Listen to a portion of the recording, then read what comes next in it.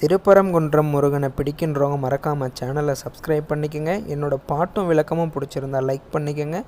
வாங்க திருப்புகழில் 7வது பாட்டான பாடலை பார்ப்போம்.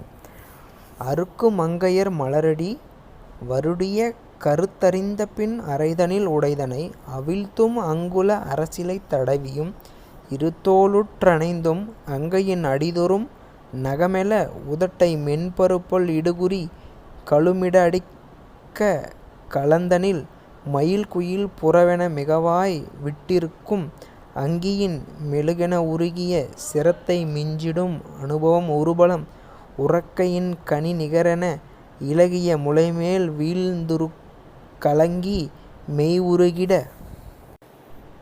அமுதுகு பெருத்த உந்தியின் முழுகி மெய்யுணர்வற உழைத்திடுங் கனகளவியை மகிழ்வது தவிர்வேனோ இருக்கு மந்திர எழுவகை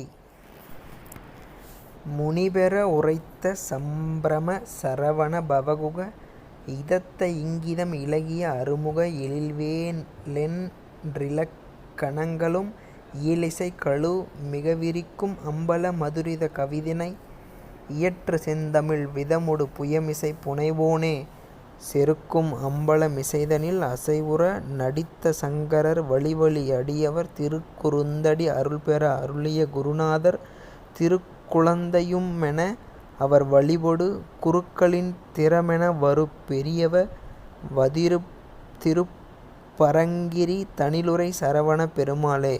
வாங்க இந்த பாட்டுக்கான விளக்கத்தை இப்போ நம்ம பார்ப்போம்.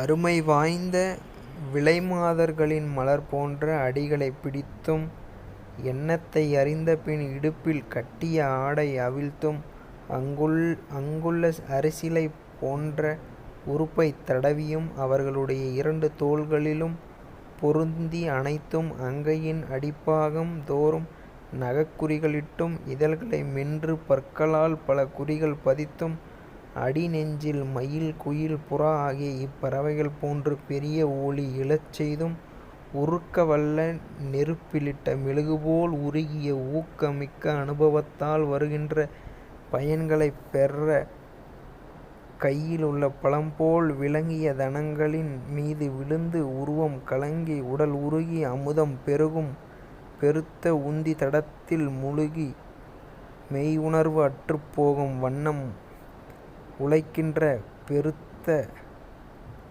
கலவி இன்பத்தில் மகிழ்ச்சி. இவ்வாறு நான் கொண்ட மகிழ்ச்சியை விட்டு ஒழியேனோ.